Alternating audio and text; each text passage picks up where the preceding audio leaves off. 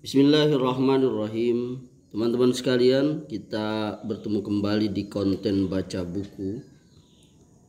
Barangkali telah kita ketahui bersama beberapa waktu yang lalu pernah ada berita viral, yakni satu organisasi yang mengeluarkan pendapat atau anjuran, yakni tidak memakai istilah kata kafir dalam kehidupan sehari-hari kepada orang di luar Islam. Lalu bagaimana sebenarnya hal ini? Di hadapan kita ada sebuah buku yang berjudul 50 Tanya Jawab Prinsip Iman Kristiani yang ditulis oleh FX Dani Haryanto STH. Di buku ini, yakni pada halaman 168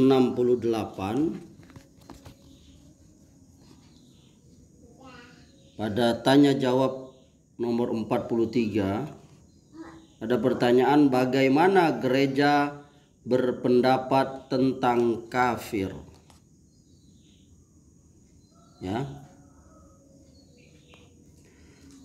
Yudaisme kuno tentang kafir menurut Tanakh dalam kurung perjanjian lama Ibrani yang disebut kafir adalah bangsa-bangsa di luar Israel. Bilangan 239 ayat 9. Istilah kafir dalam Perjanjian Baru. Istilah kafir dalam Alkitab terjemahan Indonesia diserap dari bahasa Arab untuk merujuk kepada suatu kalangan luar. Perjanjian Baru terjemahan Indonesia menerjemahkan kata kafir dari kata Aram rokok resi yudkov yang berarti bajingan atau orang bebal.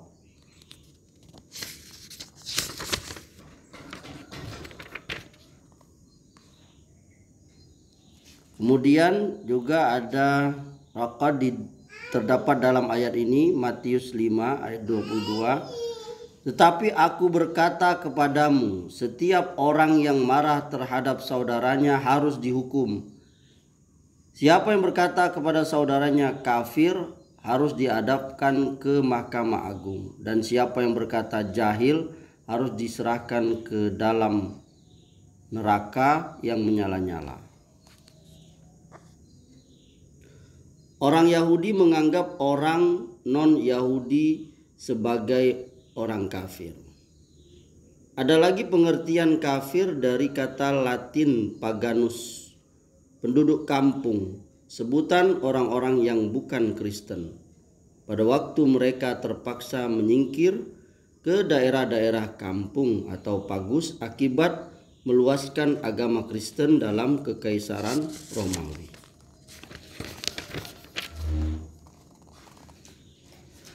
Orang yang tidak mengenal Allah disebut kafir dijumpai dalam Matius 5 ayat 47.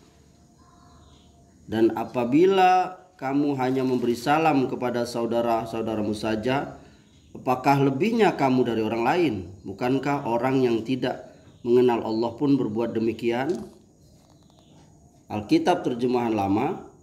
Dan jikalau kamu memberi salam kepada saudaramu sahaja, apakah lebihnya perbuatanmu daripada orang lain?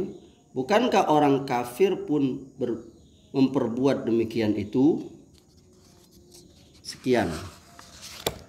Jadi setelah saya membaca buku ini, bahwa ternyata istilah kafir itu juga ada di agama selain Islam. Seperti yang telah kita baca tadi, yakni ada di agama Nasrani dan Yahudi. Jadi ini adalah hal yang biasa, sebutan untuk orang di luar agama, apalagi agama kita, yakni Islam. Selanjutnya kita akan membacakan sebuah buku, yakni Tafsir Juz Amma yang ditulis oleh Syekh Muhammad bin Shalih Al-Utsaimin. Diterbitkan oleh Pustaka At-Tibyan, penerbit buku-buku bermutu bermanhaj salaf.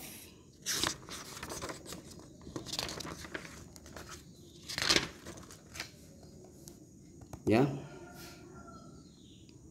Ini adalah buku cetakan keempat Mei 2008 Masehi atau Jumadil Ula 1429 Hijriah. Kita akan melihat buku ini yakni pada halaman 555.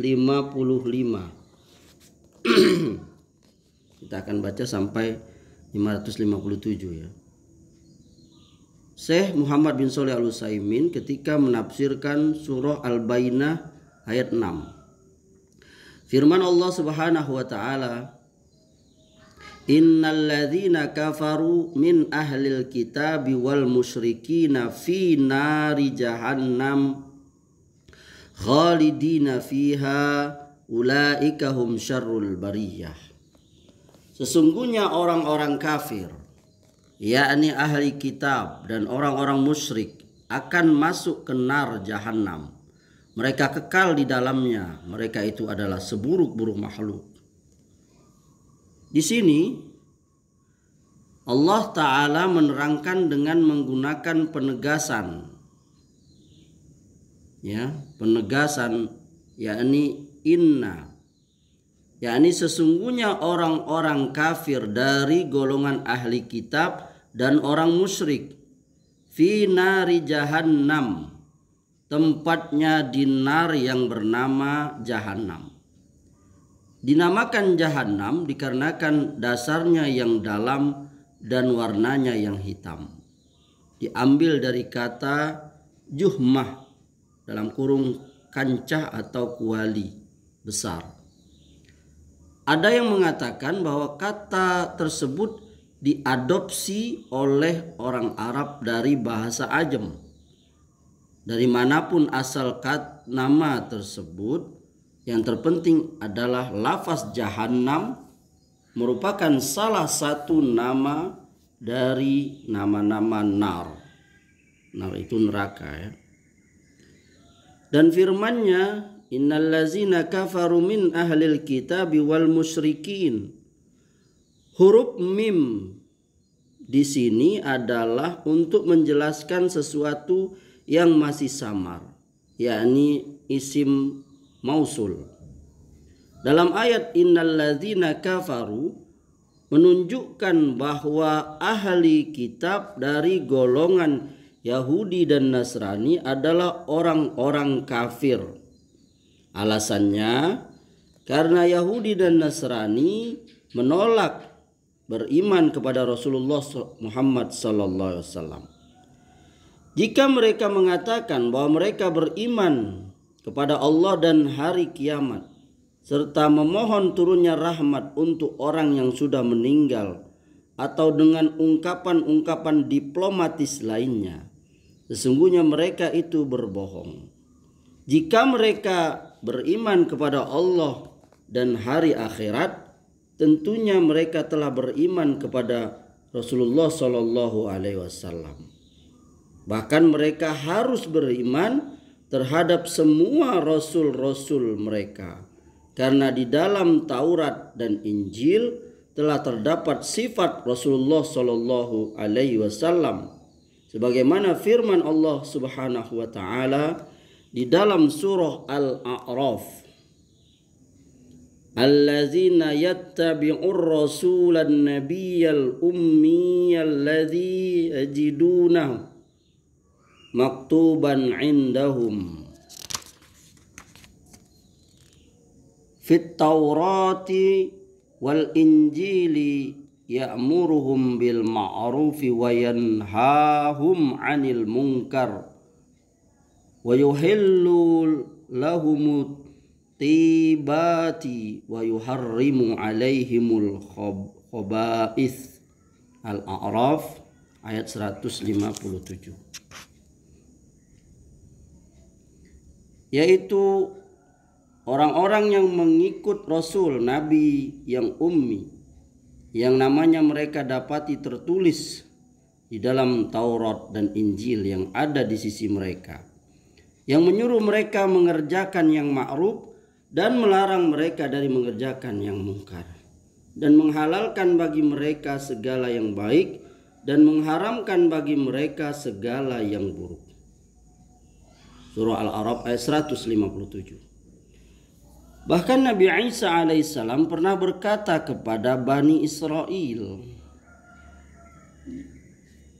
"Ya Bani Israel, inni Rasulullah ilaikum musaddiqan lima baina yadayya minat Taurati wa mubashiran bi rasuli ya'ti min ba'di ismuhu Ahmad." Hai Bani Israel, sesungguhnya aku adalah utusan Allah kepadamu, membenarkan kitab yang turun sebelumku, yaitu Taurat, dan membawa kabar gembira dengan datangnya seorang Rasul yang akan datang sesudahku, yang namanya Ahmad atau Muhammad. Quran surah 61 ayat 6. Maka tak kala Rasul yang diberitakan Nabi Isa datang kepada mereka dengan membawa bukti-bukti yang nyata, mereka berkata, "Ini adalah sihir yang nyata," seraya mengingkarinya.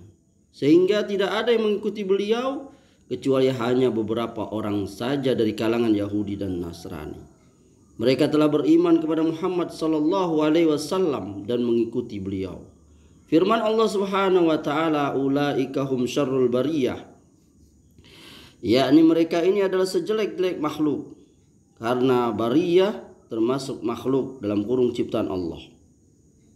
Berdasarkan ayat ini, berarti Bani Adam yang kafir baik dari kalangan Yahudi, Nasrani, dan musyrik adalah syarrul bariyah, yakni sejelek-jelek makhluk. Keterangan yang persis sama juga disebutkan Allah Subhanahu wa taala di dalam firman-Nya, "Inna syarrad dawabi 'indallahi allazina kafaru fahum la yu'minun."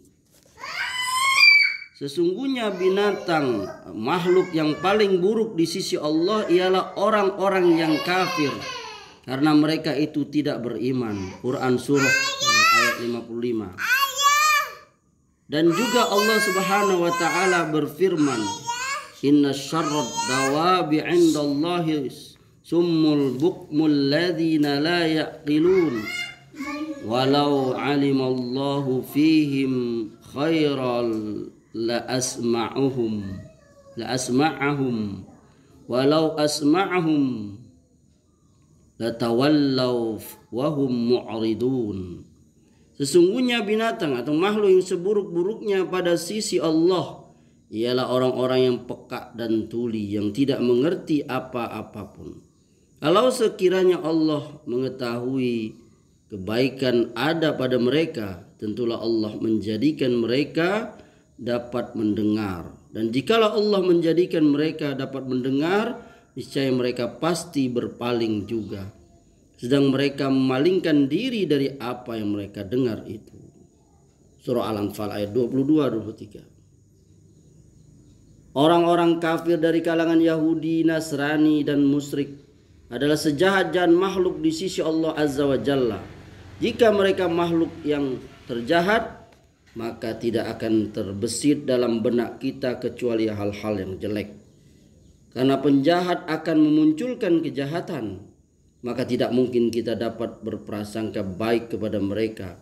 Terkadang kita dapat mempercayai orang yang jujur di antara mereka, sebagaimana Rasulullah SAW mempercayai seorang musyrik yang bernama Abdullah bin Uraqid ketika beliau menyewanya sebagai penunjuk jalan untuk berhijrah ke kota Madinah. Hadis dikeluarkan Bukhari dalam kitab Kisah Orang-orang Ansor, bab hijrah Nabi SAW dan sahabat beliau ke Madinah, nomor 3905. Akan tetapi mayoritas mereka tidak dapat dipercaya karena mereka adalah penjahat. Sekian teman-teman sekalian, demikianlah konten baca buku kita kali ini berkaitan dengan menyoal istilah atau kata kafir. Semoga bermanfaat dan mohon maaf atas gangguan dari cucu kami tadi.